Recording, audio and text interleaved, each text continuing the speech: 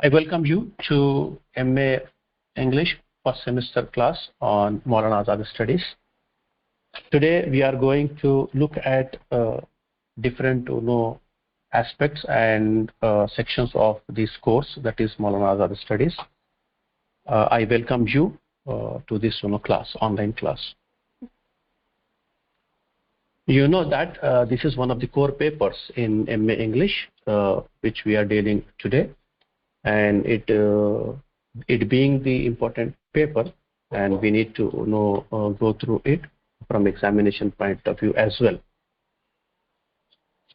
So the very first thing is that Maulana Azad is a name which we all are familiar with.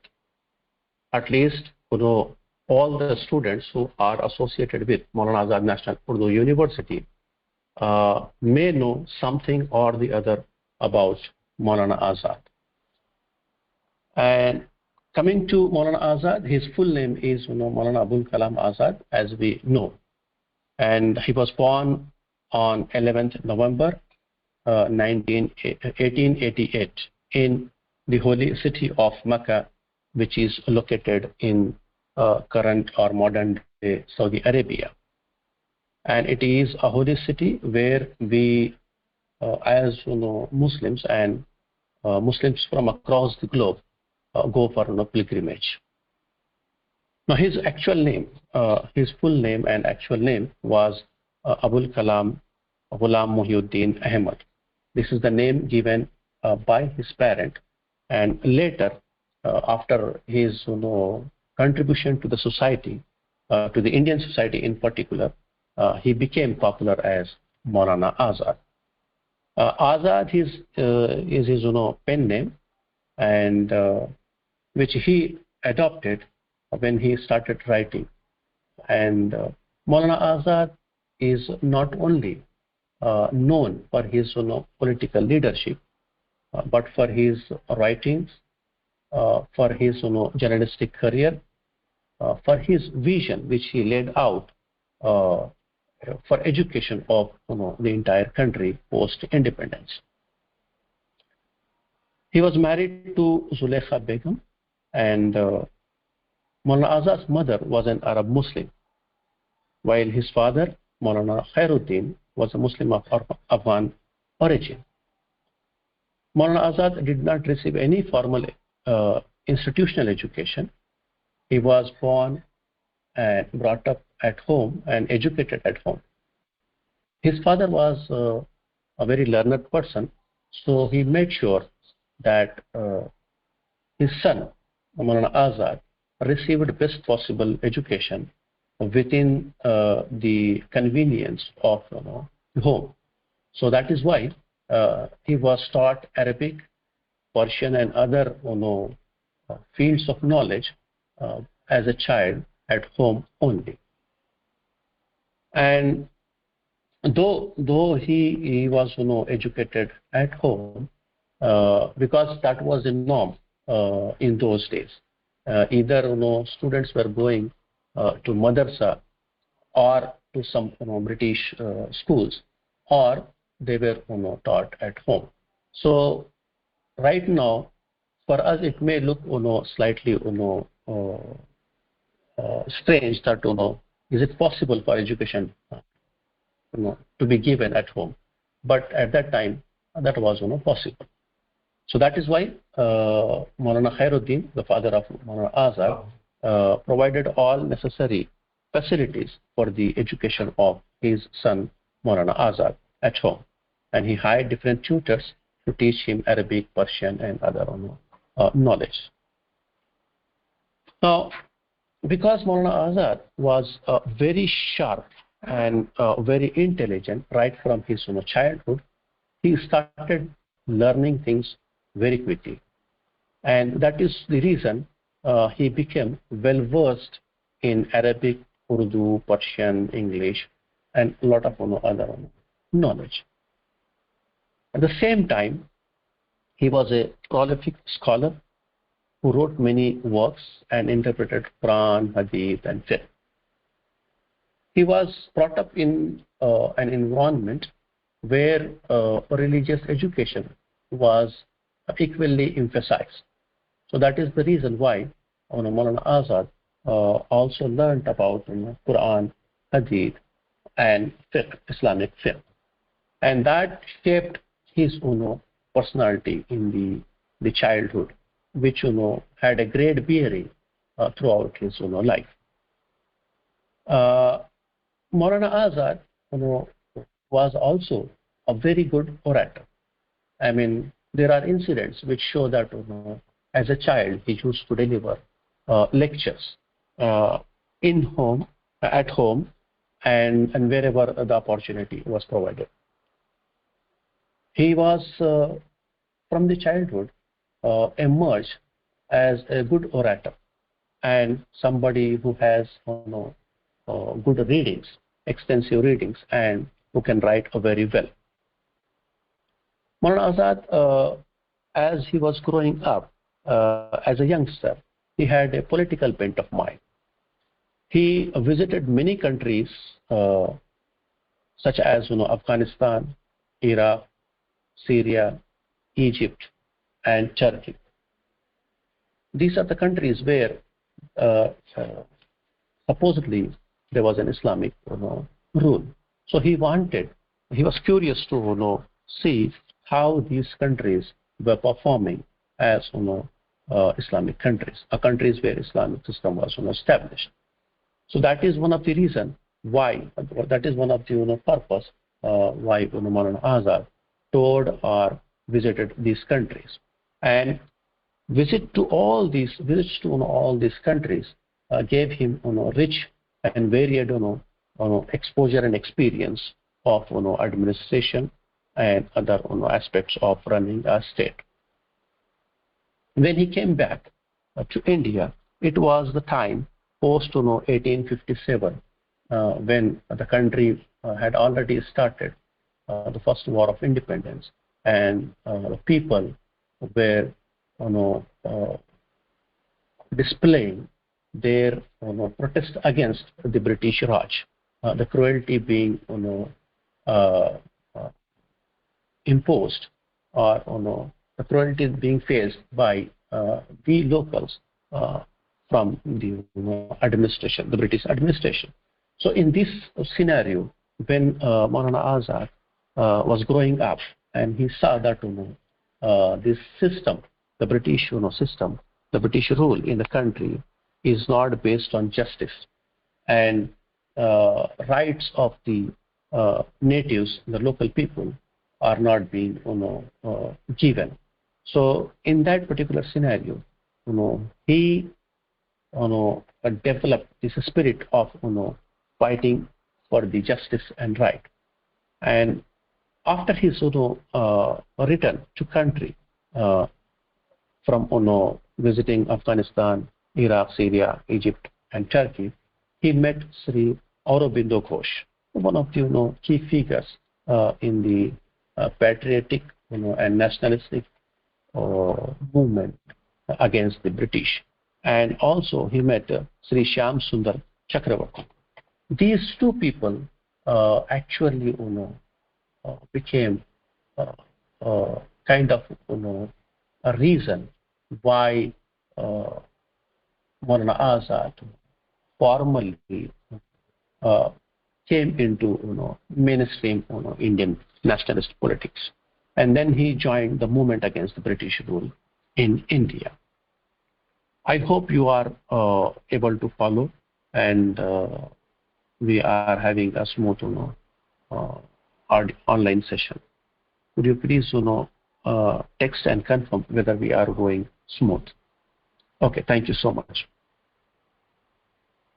Yes, so Maulana Azad, as I told you in the beginning, is a multi-talented figure, nationalist figure.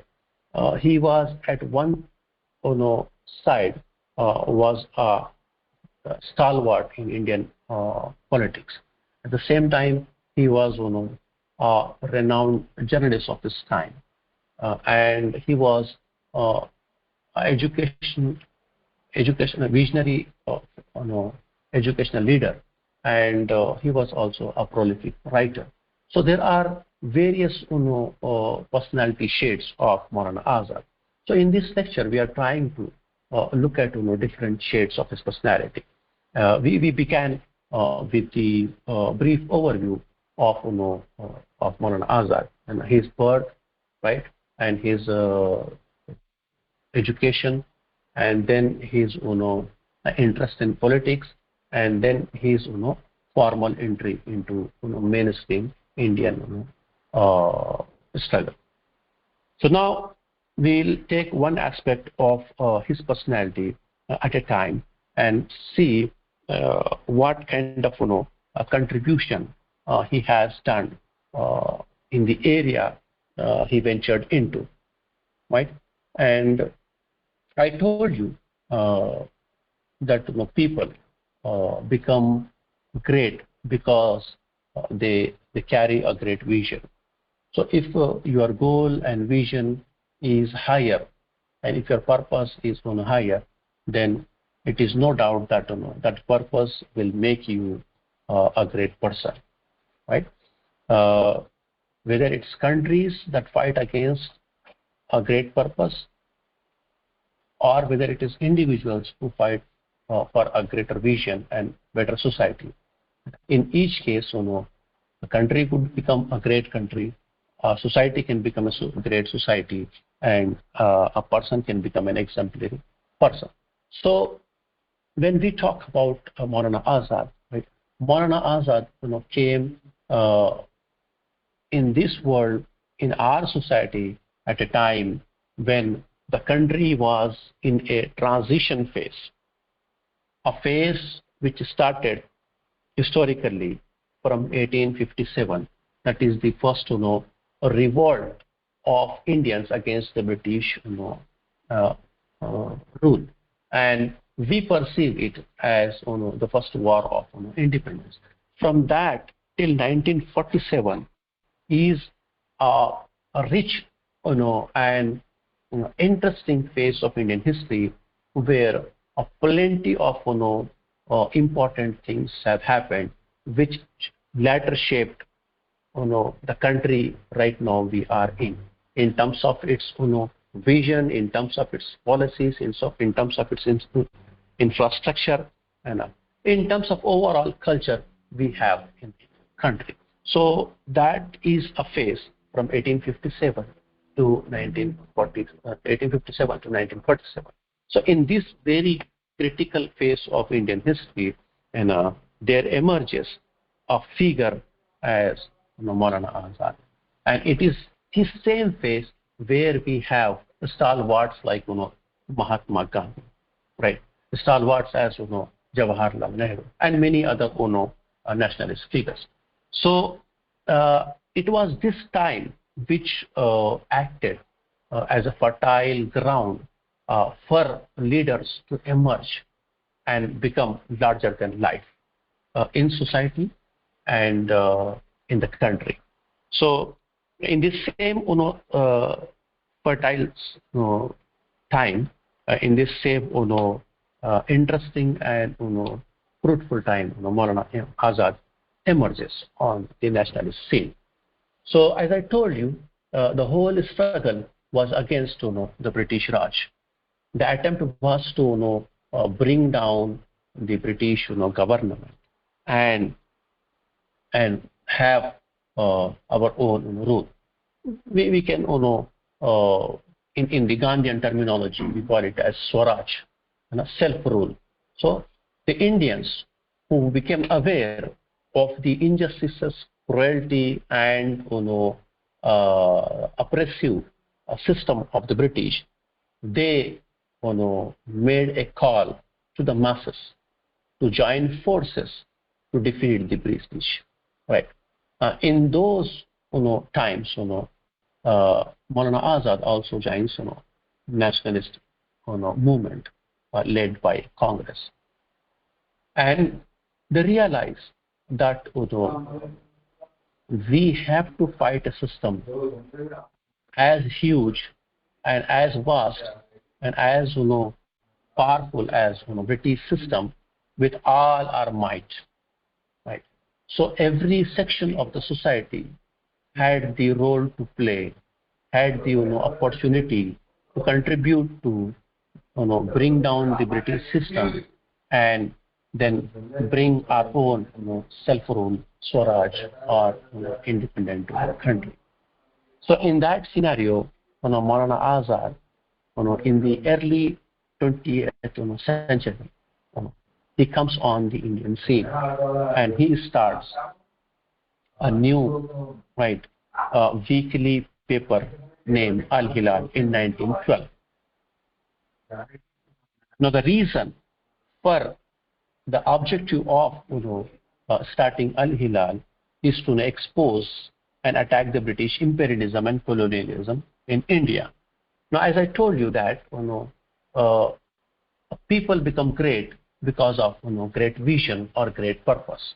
Now, when an individual is fighting against the entire system, right, and the system is great, the system is very powerful, then the fate is definitely going to take that individual and make him great.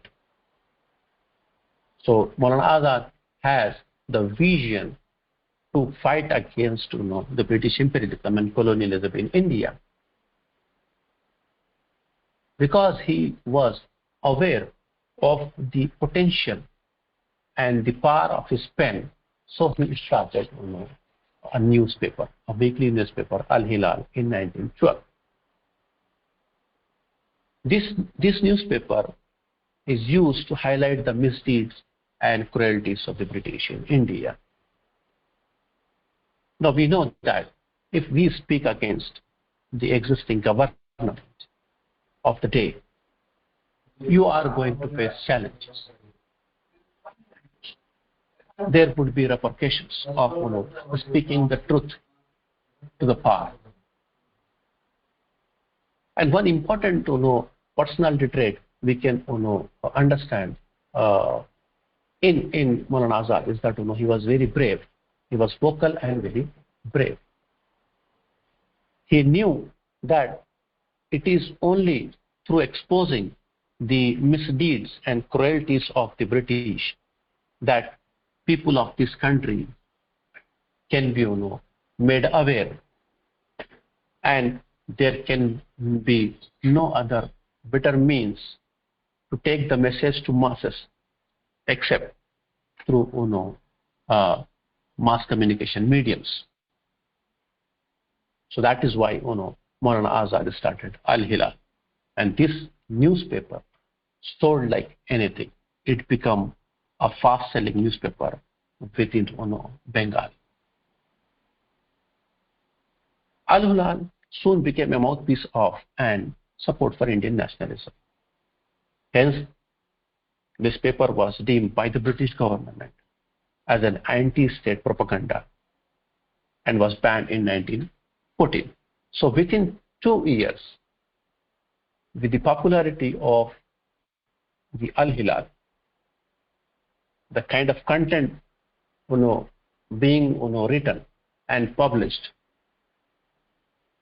and publicized, the government came to know that this weekly newspaper in Urdu, edited by Maulana Azad, is becoming a headache, is actually making masses aware of the cruelties of the British government, and motivating or instigating the masses to stand against the British government. So considering these as a threat, the government, after 2 years of its start, decided to ban it.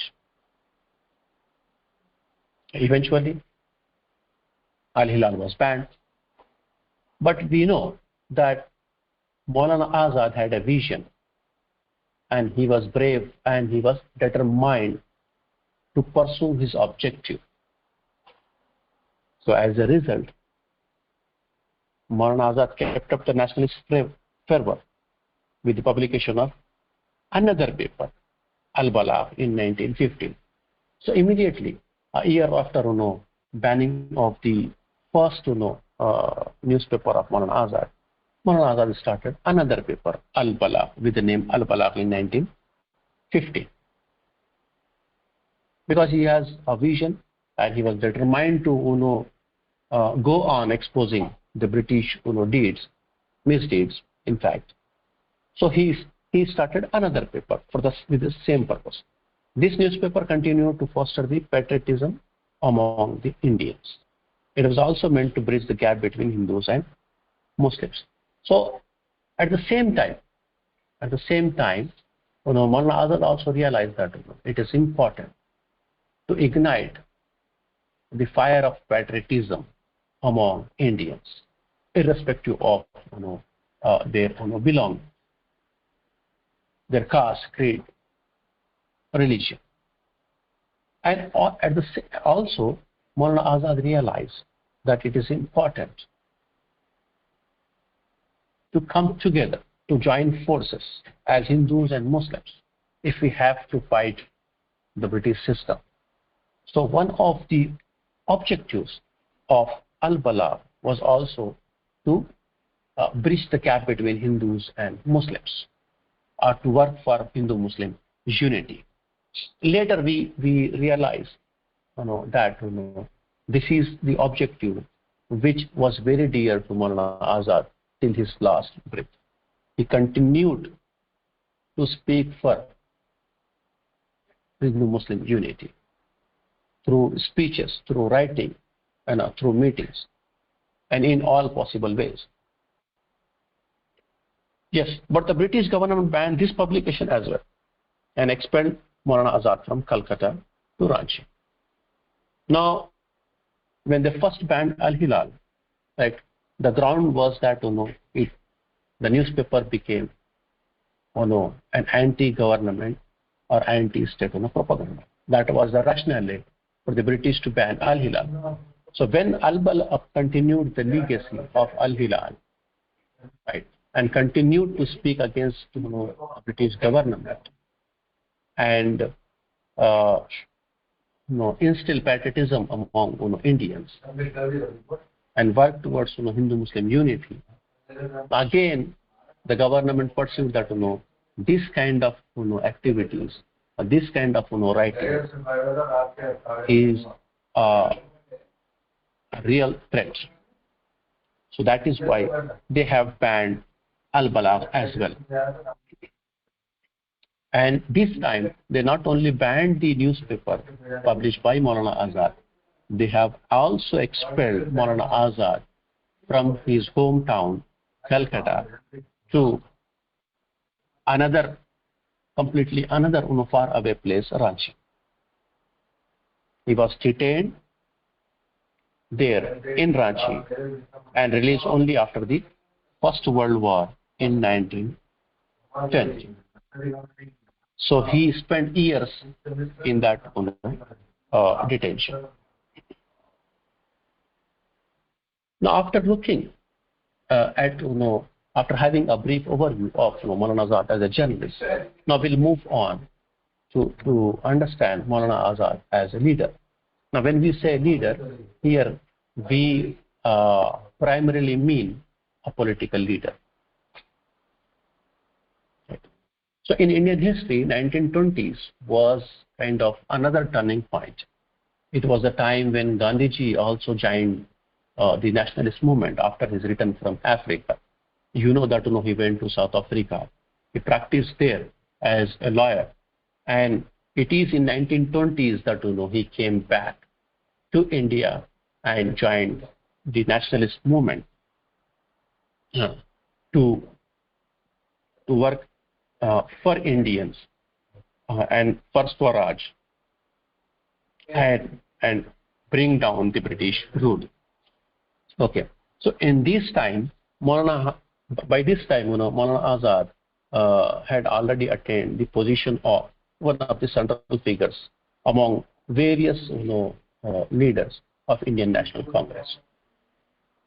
We know that there were multiple leaders who are trying to take the message of self-rule, of independence, of freedom to masses. So each uh, leader was trying to convince their own community and beyond. So that is why we had Maulana Abul Kalam Azad, we had Jawaharlal Nehru, we had Mahatma Gandhi, we had Vallabhbhai Patel. Right. There are numerous such writers who were associated with Indian National Congress. And apart from Congress also, there were so many other leaders who were working for the same purpose of bringing down the British government. But within Congress, by 1920s, Maulana Azad attained such a prominence that he was elected the youngest president of All India National Congress in 1923. Right? If you go back to our previous slide, you know that he started his journalistic efforts in 1912, and in 1915 he started another, and by 1915, right after Albala, he was detained and expelled from Calcutta and sent to Ranchi, and he was detained there till 1920. So within next 3 years, his stature rose to such a prominence that he was elected the youngest president of All India National Congress. Okay, and he was again later, he was again made president in 1940 as well. And 1930s and 40s was a time when Maulana Azad emerged as a confidante and trustworthy friend and advisor of Gandhiji. We know that Gandhiji was leading non-cooperation movement, and he was inviting people, Indians who were working for the British government in various positions, to not cooperate with the British in running the system. And non-cooperation movement also spread in the entire country. And Maulana Azad, being one of the confidante and trustworthy friend of Gandhiji, he supported the non-cooperation movement. And 1930s and 40s was also time when Salt Satyagraha happened, and it was also the time when the first government of India established was in 1935. A form of government, right? A limited form of government was given to Indians by the British in 1935. So that experiment also happened in these 1930s and 40s. But throughout, Maulana Azad remained close to Gandhiji, and Gandhiji also sought advice of Maulana Azad on variety of issues and in different situations. And we know that in 30s and 40s, especially in 40s, Indians were negotiating with the British government for self-rule. And as I told you, one attempt was the establishment of Government of India in 1935. In fact, for negotiation, various missions have come from the Britain to India to negotiate with Indians, especially in the leadership of Indian National Congress. So in these negotiations, in all these negotiations, Maulana Azad was on forefront, both as the president of Indian National Congress and also as an important figure in Congress. There were missions like Cripps mission, cabinet mission, and other missions. He was constantly consulted by Gandhiji, especially with respect to the matter of constitution. Maulana Azad was the key member among those who negotiated with Cripps and cabinet mission in 1942 and 1946 respectively. We can understand his leadership, his position as a leader, like in matters which would decide the fate of the country, and in no less than drafting the constitution, Maulana Azad was on the forefront, along with Gandhiji and other leaders. So he served in the Constitutional Assembly of India, which was set up to draft the Constitution of India. He was also an active member of the Khilafat movement and was elected as the president of All India Khilafat Committee.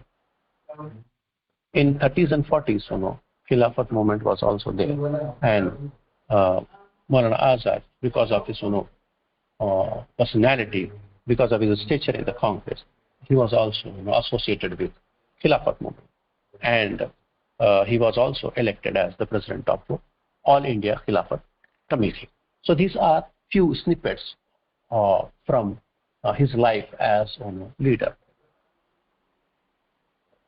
Now we'll move on to talk about Maulana Azad as educationist. We know for the fact that Maulana Azad was the first education minister of India after independence. When our country got freedom from the British rule, eventually in 1947, after almost a century struggle, right? We finally got freedom from the British, and after India got independence and the country was established through the constitution, Maulana Azad was made the first education minister. No leader in Congress had any doubt about Maulana Azad and his abilities, and they found it important and necessary that Maulana Azad shaped the vision, educational vision of the country. And that is why this very important ministry was given to Maulana Azad. And he being known among his peers as a very learned person who has expertise in a variety of languages and sciences. So that is the reason why he was chosen to lead the country in the education sector. He started working to promote peace and harmony along with the setting up of education infrastructure in the country. You see, he was not only planning to establish a variety of educational institutions to educate masses. He was also at the same time has the vision to promote peace and harmony. One of the key focuses of Maulana Abdul Kalam Azad was to integrate religious education with secular education. Now, during the British period, India saw a variety of educational institutions being set up in the Indian territory. The British, after the 1835 war, a speech of Lord Macaulay in the Parliament, established different universities and colleges and schools across the length and breadth of India. But these institutions were Western, based on a Western model, and they promoted Western education. And when Maulana Azad became the education minister, he realized the importance of integrating religious education along with the modern and secular education. He was of the opinion that the matter of religious education is very serious and it cannot be left to the religious leaders of the country, as education will be supremacist under their control and command. Now you see that when a modern nation is established and there are certain institutions which run religious education,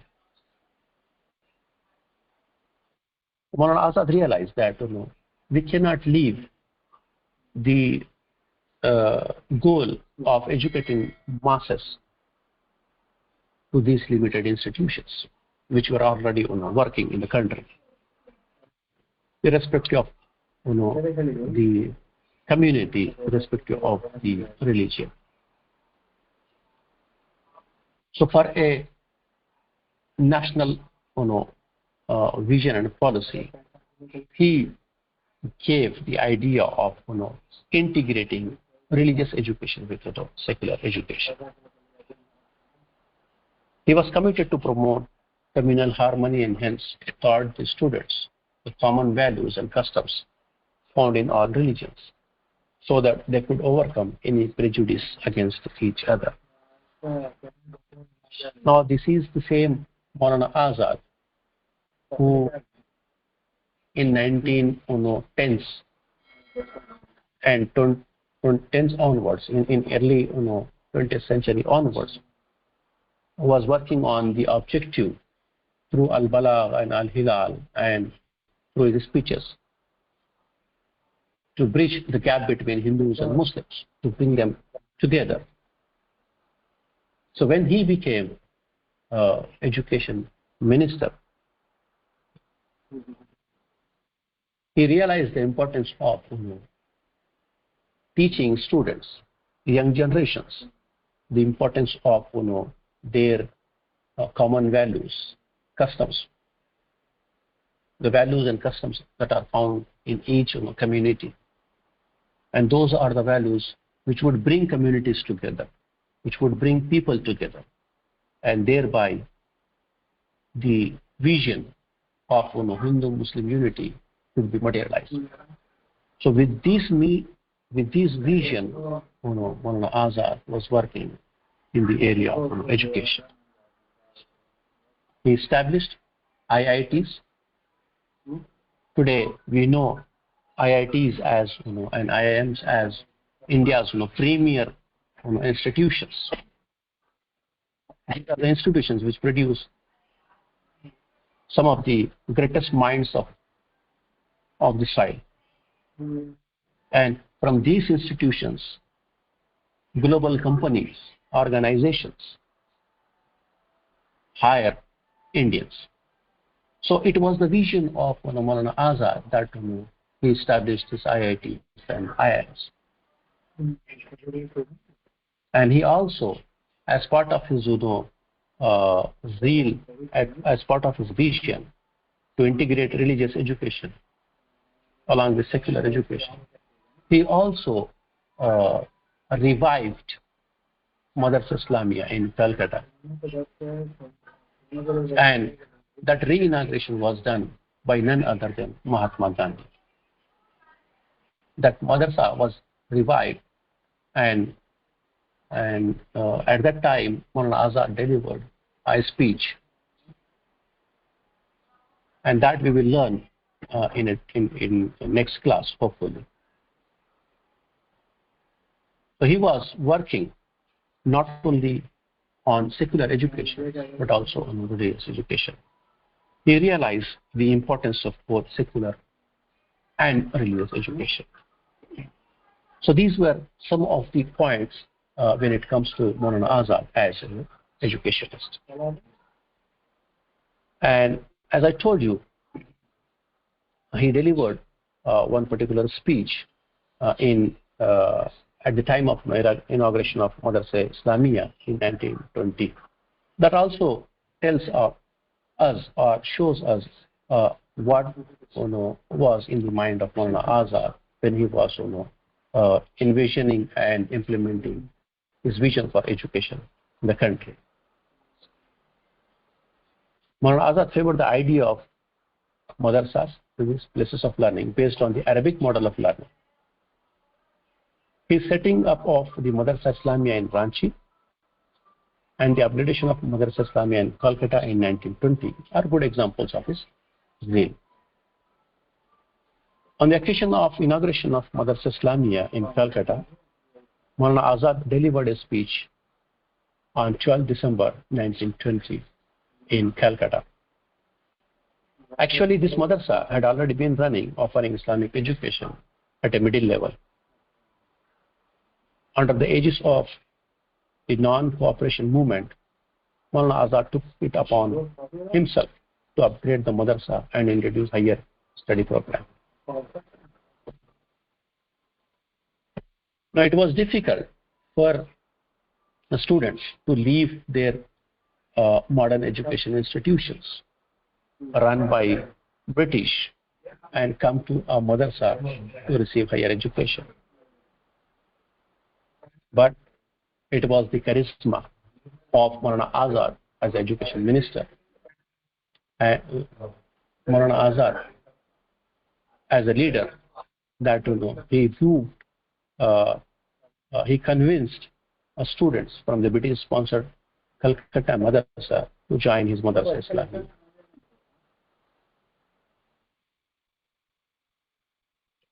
He knew that compared to government-sponsored institutions, the indigenous Vidyapeeths and madrasas would not be very attractive as they did not have the facilities or the support of government, machinery and funds. Now, Madrasa Islamia, being funded by public, may not be in a position to provide as much facilities as one gets in a government-sponsored madrasa. Yet, it was Maulana Azad and it was Gandhiji who was leading the non-cooperation movement, that their charisma attracted young learners to come and join Madrasa Islamia. Maulana Azad believed that education cannot have only a mercenary goal. In order to realize the noble goal of acquiring values and learning, any sacrifice would be welcome. So he convinced students that education cannot be only to earn a livelihood, to get a job. It is actually a noble endeavor aimed at acquiring values and learning. So for this, one has to sacrifice. And he was able to convince students and learners to join Madrasa. With this idea in mind, Maulana Azad went about many parts of India persuading the students studying in British-sponsored institutions to boycott their classes and join the Indian system of learning. So the logic with which Maulana Azad convinced students at the inauguration of Madrasa Islamia, the same logic he took to various parts of the country and persuaded students to leave British schools, British madrasas and join Indian system. Now, after understanding Maulana Azad's as a journalist, as educationist, we will now move on to Maulana Azad's work. In fact, Maulana Azad was a very prolific writer. He produced a lot of works. There are a few major works that must be discussed here. Among his important works is Tazkira, which is a kind of autobiographical writing about his family. Then Mubarak Khatir, and we have Abul Kalam Azad ki Kahani, Khud Unki Zubani, and India Wins Freedom. These are some noteworthy works of Maulana Abul Kalam Azad, and among these, India Wins Freedom stands out for a variety of reasons. In our next class, we'll go in detail about India Wins Freedom. But in this class, we'll try to have a brief overview of his writing endeavors. Now, these works of Maulana Azad are considered by many critics as semi-autobiographical that provide important information about Maulana Azad, his family, his childhood, his upbringing and education. In 1903, Maulana Azad emerged on the political horizon of India as a religious and social reformer. At the age of 16, he started editing his Lisanus Sidq, a magazine that promoted social reform and the Urdu language and culture. Now we realize that writing was Maulana Azad's forte. 16 is an age where many still don't decide what they are going to do about their life. It is at this stage Maulana Azad started a magazine with the name Lisanus Sidq to promote social reform and the Urdu language and culture. That is just the beginning of his writing or his career as a writer. He produced a mammoth work that is his magnum opus, Tarjuman al-Quran, which is a translation and commentary on the Holy Quran, which runs into multiple volumes. He wrote about himself and his ancestors in his book Tazkira at the insistence of his friend Fazluddin Ahmad. His another important work is Mubarak Khatir, and it is also his last work published during his lifetime. Mubarak Khatir is actually a collection of letters written to his friend Habibur Rahman Khan Sherwani during his period of confinement in the Ahmednagar fort. And his last work, or the work which was published posthumously after his death, is India Wins Freedom. This book is a political autobiography published in 1959. Maulana Azad dedicated the book to Humayun Kabir, his secretary at the time, who later on painstakingly translated it into English. So with this, we have tried to understand different shades of personality of Maulana Abul Kalam Azad, a great visionary, an exemplary leader,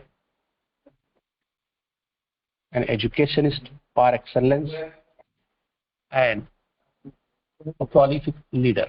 To sum up, we have looked at Maulana Azad, his birth and his education, He was born in Makkah. He was raised in Kolkata. He was educated at home by his father and by other tutors, and he learned Arabic, Persian, English, and other sciences. And he was also a person who loved traveling. So he visited different countries, gained rich experience, and when he came back, understanding the pulse of the nation, understanding the scenario and situation the country was going through, he joined Indian National Congress and emerged as the youngest president of the All India National Congress. And in his leadership as a key political figure in the memorable and important time frame in the Indian history where India was struggling to free itself from the British rule, Maulana Azad contributed immensely, not only leading the Congress, but also negotiating with different British missions in preparing the constitution, in supporting Mahatma Gandhi in his non-alignment, non-cooperation movement, and also he associated himself with Khilafat movement, and he was also elected president of the Khilafat movement conference. Apart from that, he produced a lot of works, both as journalist and as writer, prose writer. As journalist, he started Al Hilal and Al Balagh to work towards exposing the misdeeds of the British government and bring Hindu Muslims together. And as prose writers, he wrote Tazkira, Gubare Khatir, Tarjumanul Quran, India Wins Freedom. All these works show that Maulana Azad lived a life with a vision to bring people together, to unite them, and to educate them. In his role as education minister, he promoted peace and harmony along with religious and secular education. So his contribution to the Indian society is an important chapter in the Indian history. And because of his contribution and because of his vision, the country is progressing in the education sector. And to honor Maulana Azad, there are numerous institutions in the country that were named after him by the government of India and by private parties. Maulana Azad National Urdu University is one such institution which was established as a university with the Act of Parliament in the name of Maulana Azad. So dear students, we have had a brief overview of the personality of Maulana Abul Kalam Azad. In next class, which is tomorrow, we will look at different works of Maulana Abul Kalam Azad in detail and his other contributions, which would help us understand him better, understand the times he has lived in, and the contribution he has made. So with this, we shall end today's class. Thank you so much.